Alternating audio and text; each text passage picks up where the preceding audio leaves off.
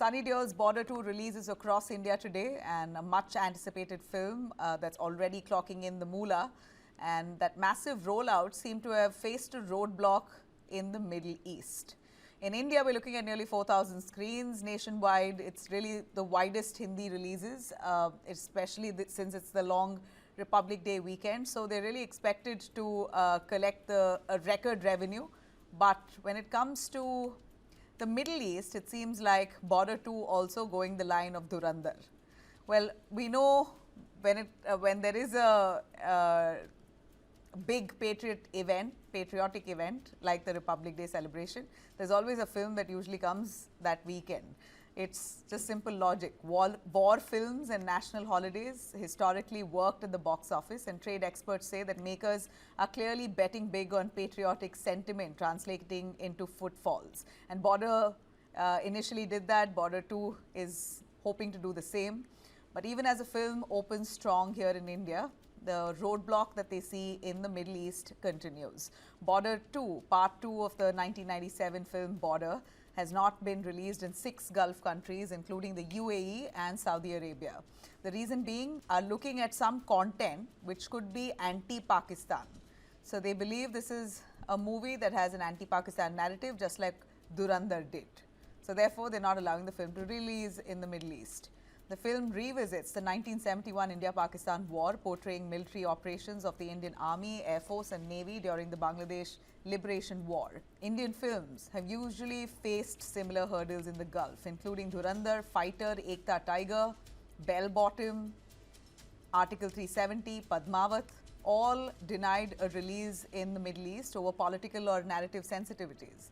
But what really gets interesting is that it's just the Indian films who are seeing this roadblock, because when it comes to Hollywood films with similar themes, that did not face a ban.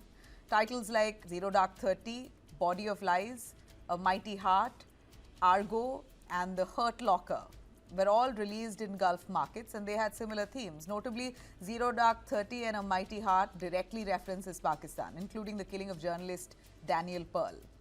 So obvious questions there. Some films allowed, while others are effectively kept out. Indian films largely facing the axe. There's no formal written ban. I repeat, no formal written ban, but it's clear and we understand now that there was a lot of negotiation between the producers here and the distributors there in the Gulf, but it hasn't come through. What are the reasons? Well, let's have our panelists on board to give us a little more clarity on the kind of influence Pakistan has to block these films in countries, including the UAE, which has millions of Indians living and working there who would probably would love to go watch this film. Dr. Zakir Hussain, who's a Middle East expert and ex-research fellow, Indian Council of World Affairs, joining us. Also, we have Gautam Chintamani, author, writer and film historian, and Girish Wankede, film critique. Thanks very much, all of you, for joining us. Dr. Zakir Hussain, I'll start with you first today. Why don't you tell me on the influence that Pakistan has in the Middle East enough to block these films? There's no written order, nothing. It's just that the distributors there are not willing to show the film, and it seems like a decision has been made across Gulf countries that they will not have films like Dhurandhar and now Border 2 release. And huge Indian market there. It's big loss for the film, no doubt. Film producers, Dhurandhar anyway has done very well, but nonetheless, it's a cause of concern, and we want to know what influence does Pakistan have, so much so, in the Middle East, that they're able to block Indian films. I like to highlight 3 points here. First, yes, Pakistan has a factor in our films showing in that region, but it is not direct but indirect. And I hope that the government takes this issue in the next high-level visits to address this issue. This is our diplomatic channel through which we can discuss it. Second, that our films are not banned or restricted or cuts. They are cutting also Hollywood, Pakistani, Iranian film, because they have certain guidelines, certain red lines, I can say, that that don't suit either to their government, monarchical government, nor to the foreigners living in that country. Around 20 million people from different countries majority from Pakistan, India, and Bangladesh are living there. They said that we cannot import any social disturbances in our society, and they have set certain guidelines or red lines to clear the film. Number one, that is, it should not be religiously influenced. There should be no political controversy, including Kashmir, Palestine, and other issues. Third, there should be no espionage issues. There should be no violence. There should be no sexual content. There should be no such elements which are going to provoke population to come on the road.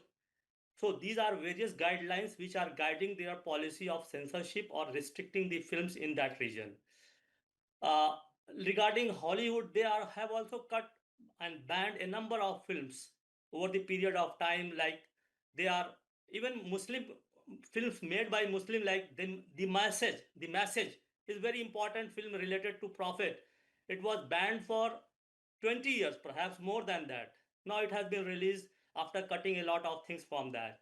So these countries are apprehensive of their own public, and so regarding India and Pakistan, there are millions out there. Any film that is going to create any controversy in the society or law and order problem, they have made like this. For example, what I feel to say, just giving a reference what they did during Gulf War, Pakistanis and Bangladeshi workers sided with Saddam Hussein, and they extradited all the workers, almost majority of the workers from these two countries in 1990. And this created gap for our workers to increase the numbers. Our workers reached to more than 12 to 15 million workers are living there.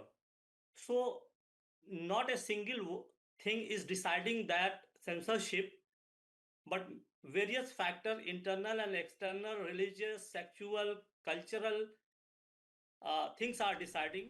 But after all, Pakistan has some leverage. One thing I also want to say, that our film reached to the censor level, getting the certificate, while Pakistan's films are mutely censored or removed at delivery level. Like their films were bold. This was related to homosexuality. They banned it silently. Khuda ke liye, in which Nasruddin Shah, our actor, Bollywood actor, played a role. That was also banned because of radicalism and terrorism.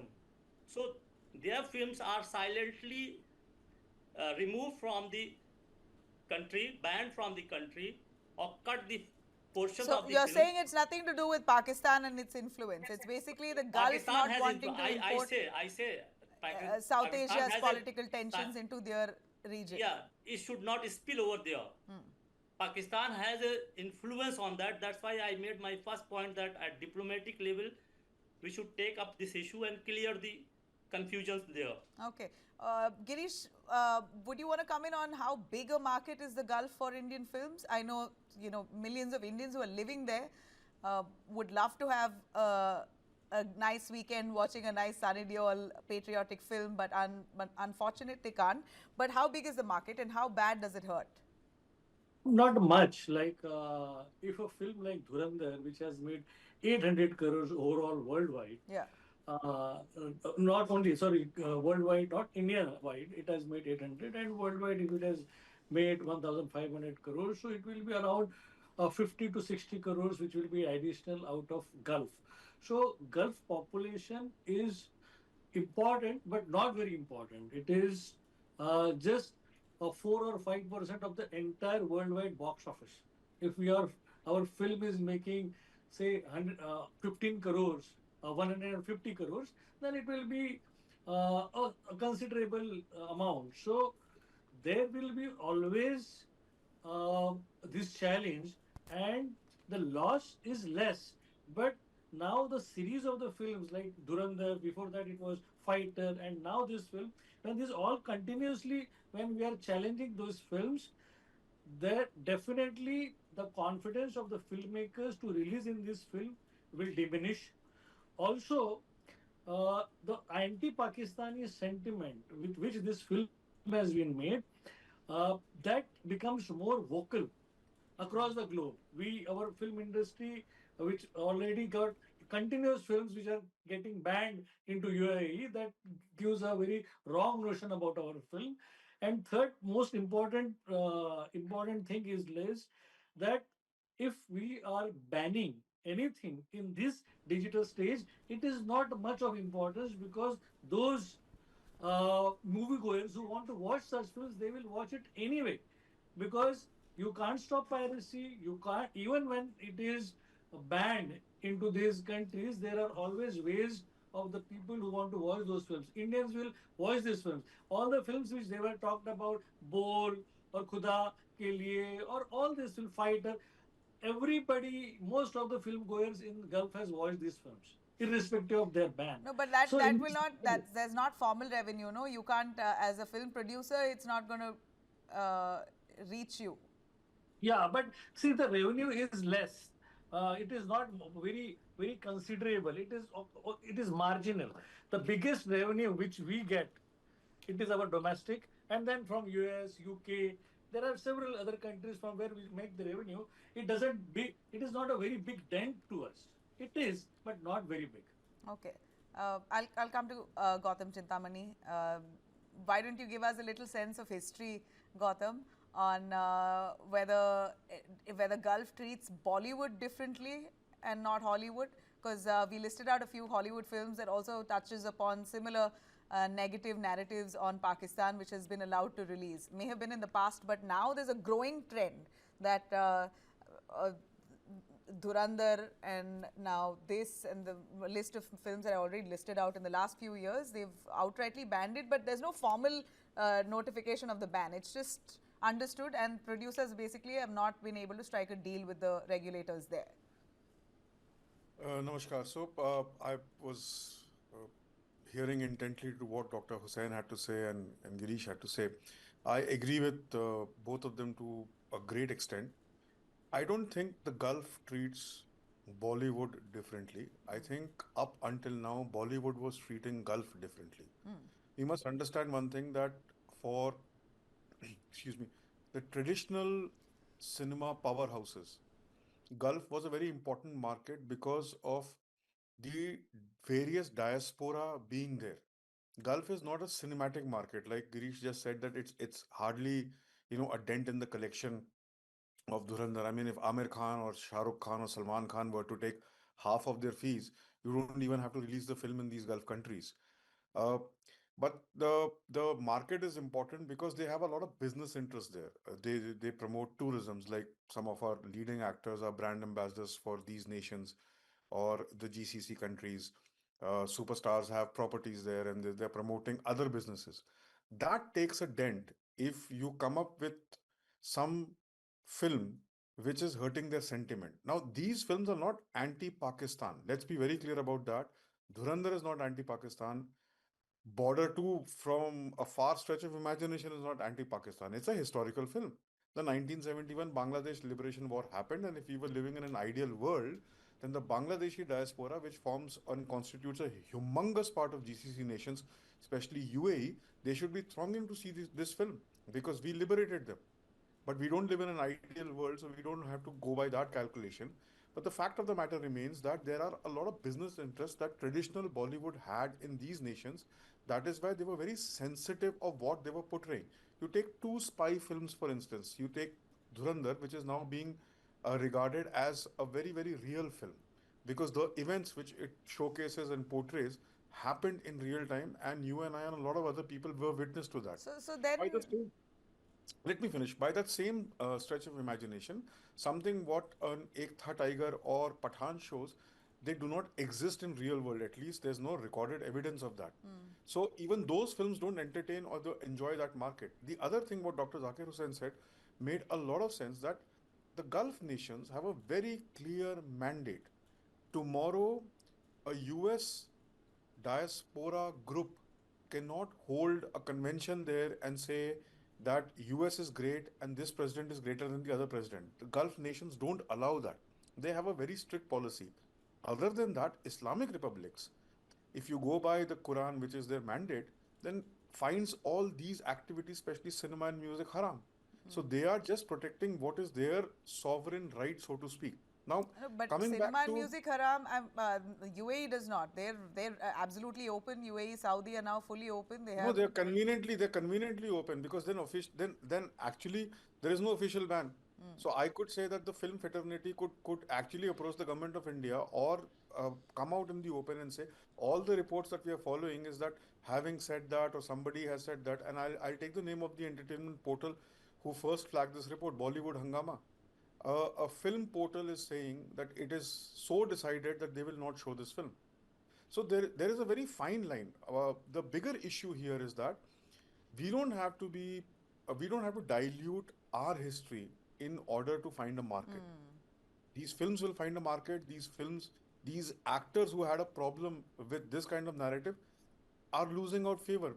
It's across the world that the narrative and the so-called right-wing narrative, which was not entertained once upon a time, is now finding an audience because you don't have to depend on traditional media. So in that light, I think that what we are seeing is a huge change, and I think uh, it's a matter of time when somebody actually approaches a chain of cinema halls in the Gulf, releases these films because there is no official ban, and then it is up to the law and order of those nations to ensure that Pakistan or Pakistan-based vested interest do not stop the screening of this film and do not create a law and order problem. I you know. don't think this is that big an issue that you approach diplomatic channels and Okay, then I ask hear that. you. And absolutely, we shouldn't be diluting our history to suit a market. And if you're really saying that the market does not affect us, I'm not too sure how. Because if there's any other market apart from the Indian market where Indians are there as in to such numbers, it's the Gulf. So it does hurt, it does pinch as much as we do not want to agree. It's a very small But amount. my Like the question trade expert also mentioned the same thing. It's a very is negligible this, amount. but my question is what about a little bit of a message that this sends out also to our filmmakers? You know, there should be a line also where you draw between patriotism, propaganda. You know, you can't be so bullish with a narrative where you're painting. See, whatever you say today will be wrong, will be perceived as wrong. I'm only worried to say my full line. So No, no. I think we are reacting too much. This is well, we an are event which reacting took a place. lot. It's a No, fact that because we see, are a very reactive population. no, I don't think we are a reactive population as such. Because see, the fact of the matter remains that what are we reacting to? This is 1971. This is recorded history.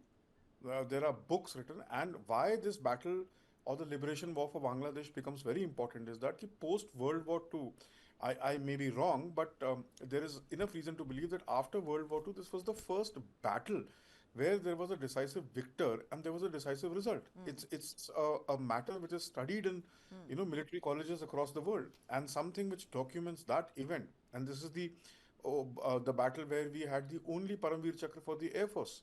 So those kind of events need to be highlighted, and I think that uh, the time has come where you don't worry about markets. Like, before the release, and I'll leave my point after this. Before, and Girish could weigh in on that because he's an industry insider. Before the release of Dhurandhar, nobody would have considered the Gulf as a market for this film. Because you're looking at something else with that event. Once that becomes Exactly. an event, then you're looking at कि Exactly. ओ यार थोड़ा और कमा सकते थे आप अभी भी कमा Exactly. सकते हो you can still earn tomorrow if you were to release the film only for Netflix as a special show or something, you'll still earn that money, and the fact of the matter remains that people No, but will. I'm assuming even Netflix won't be allowed to release that film in the Gulf. That's a Netflix decision, that's a Not a GCC Netflix. decision. It will be I a don't know. it will be a country decision. It won't be a Netflix decision. But what I mean to say is there a message that also that India should basically consider when it comes to storytelling? You know, inflammatory storytelling while also sticking to the facts. I don't know where you draw the line, Girish. Not at all. We are wonderful filmmakers. We know our lines. We know our limitations, and this is a fact-based film. This is event-based films, and we know our history. We are all educated people here who are film goers. They want to make inflammatory films or just loud films or show euphoric films or just agenda films or propaganda films. Not at all. This is a pure entertaining film with a historical fact, and it's a period drama. So it's a great genre, and our films makers are mature enough to make such films. Even Durandar is a brilliant film. Even Gadar 2 is a technically fine and a great film. So we won't always talk about doing something which is right, which is a agenda film or a propaganda film, and then harping about it. Agenda Not and at all. It's propaganda a great films. Let's film. be It's a great honest. film. There, Yeah. there have been agenda and propaganda films, and There are, they've but also these been are banned not. in the They Gulf. were not But banned. Yeah. within India itself, it's raised a lot of questions. I won't name those films. I'm sure you know some of the posters are going Yeah, on our of course, screens as of well. course. But So when we're talking about Dhurandhar and Gadar 2, these are not at all. These are brilliant films. no, They I are, haven't watched, so I can't really say, but I know I've heard great things about Durandar, and I'm Also, if I presuming that like Border, even Border 2 will be fantastic. But my only question here is, so basically India needs to learn no lesson here. We are doing everything right in your view.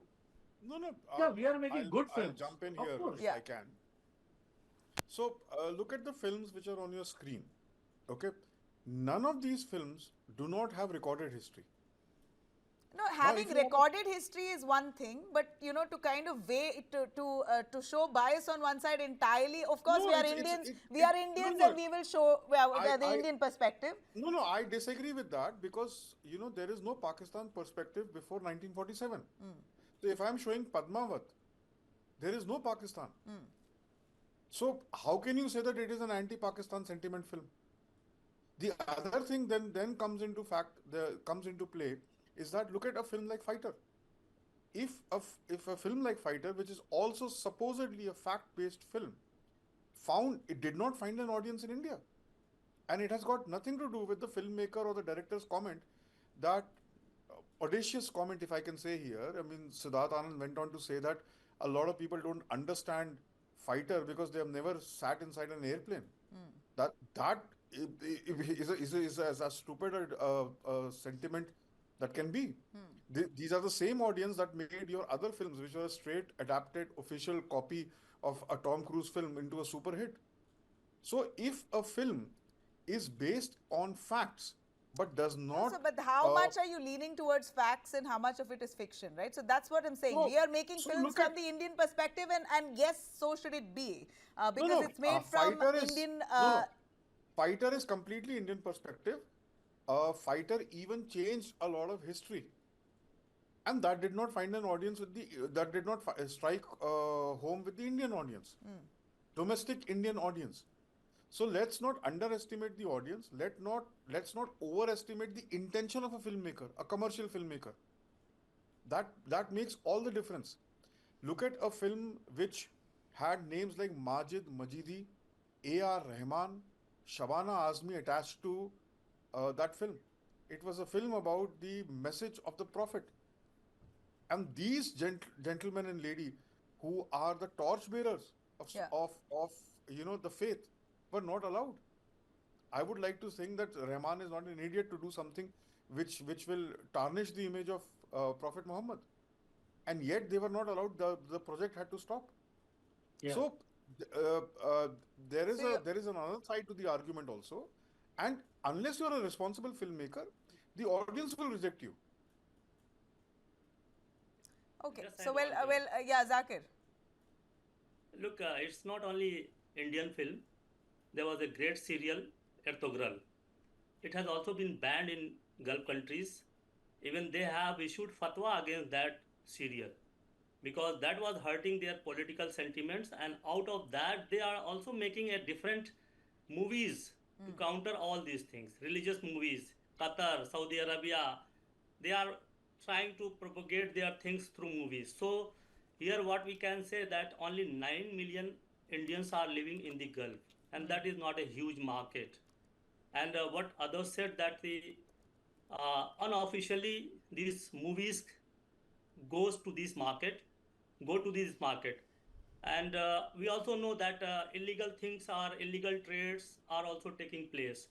Other it is an irony that these countries are offering spaces like Neom City in UAE, in Sharm el Sheikh, while Red Sea project, they are offering space for shooting of the film. And they are coming and signing agreements with all these three Khans and Akshay Kumar. They are very popular in these countries. Even Arabs are like, and they should, if you go and see their rave parties, they are singing the Indian songs. So what is there? What I feel that we should not pronounce Pakistan too much here. Yeah, But my the opening limitation, question was, how does Pakistan has such an influence in no, these the Gulf countries that Pakistan they're does able not to have. block off? So I get clarity here, and I understand what all three of you have to say. At least your perception is that the Gulf is playing safe. They don't want to spill over tensions that there is outside their region into their own domain. I just read that Durandar lost 90 crores, 10 million after it was blocked off in the Gulf. Not a big amount, Girish? No, it is for a film which has made already more than 1,500. Yeah. It is not a very big amount because, after all, when a filmmaker makes a film, he don't think that which country is going to ban. He makes an honest film. So there will be always two ways of looking at it. That director has made a great film, and the entire world is watching that film, and a section is not watching. So it's okay. Okay, a quick one on the countries when they, when the Gulf bans, it bans uniformly, like Bahrain, Kuwait, Oman, Qatar, Saudi Arabia, UAE, all of them collectively banning. What, they talk to each other? How does this work? Any one of you, Zakir, would you know how does this work? They have close cooperation within them. GCC countries, Gulf Cooperation Council. Then why don't we have an official ban order? They don't annoy anyone, but they do. It is the habit of Arabs doing politics and diplomacy and all this. They never come out of the shadow. They always do behind the curtain everything. Because you Dr. know that Hussain, what happened to the Israeli and Qatar and all these things and Iran nuclear deal, they never came out. They did not participate in the negotiation. But behind the curtain, they do all sorts of things like puppet doing. So this is their only MBS has come directly to attack in Yemen. Otherwise, there is no history of any Gulf ruler directly indulge into such type of activities. So they are doing all these They've things. come a long way, haven't they? Yeah. They are very. Gautam, the Arab nations have really come a long way after being the first nosy ones in history. No, I think I'll echo what you're saying and what Dr. Hussain is saying. We are at a point where, as a nation, we have fantastic, perhaps the best ever relations with the GCC nations. I mean, one of the founding members, Pakistan, was overruled by the other members when India was invited there as a guest nation. So we are at a point where history is being written right in front of us. I think it's a matter of time when one of these producers would take that call. I don't think it is as much to do as Gulf playing safe. It is the old Bollywood which believed that unless you had, and I choose these words very carefully, unless you had an approval of your Pakistani diaspora, you were not artistic enough. And there's been a lot of instances in the past about that. The three Khans, big stars, they take care of their business interest, and Gulf nations play a very important role, and that is where Pakistan comes into play. Why antagonize somebody and then have a backlash only for 90 crores or thereabouts? I think it's more layered than that. Not just the Gulf nations, they are also changing. India is transforming, and at the same time, Bollywood or popular Hindi cinema is changing. Animal, Dhurandhar, Border. This is not just a narrative war. This is not just just chest thumping. This is actual arrival of a market which withstood Hollywood, the onslaught of Hollywood for almost 4 decades now, and has emerged much stronger than that. And imagine, you would only be adding if these films were released in these markets. Uh, for the sake of argument, a Dangal or a Three Idiots is supposedly doing phenomenal business in China. We don't even know whether Dhurandhar was released there, or if Dhurandhar is released there, what kind of business it would do, because nobody knows what happens inside China. So we are at a point where it's a very interesting space. There's no official ban. The Gulf countries are very well within their rights to officially tell India, if India ever raises this question, that where was the official ban? Why were you worried? If it's a business interest, then you should have flagged it that way, like Dr. Hussain said. So we are at a very interesting point, and I think a lot of things are going to change. So I'll leave it at that. For one, I'm looking forward to watching Bollywood too. The interesting movie PK has been banned in Gulf, while Exactly. in our country it has run. Also, So let me they have add this- there Yeah. that ARI, which is one of the very big GCC business houses, was sponsoring PK. So there is Yeah. a guy who's producing and sponsoring and bankrolling a film which is banned in the country where it gets most business. And the So what amount does of that mean? fanfare and adulation that Indian stars have in the Gulf, oh my God. You have all Yes. the builders and developers there who are showing faces of Shah Rukh Khan, Alia Bhatt, Ranveer Singh is a ambassador to UAE and all of that. Exactly. So they love Indian stars, but we are looking at a pattern that I couldn't ignore but to have this talk today to see if it is Pakistan's influence or this is UAE's own tussle diplomacy. All right, I think we've got answers to that. I really appreciate all three of you for joining us tonight. Thank you. Thank you.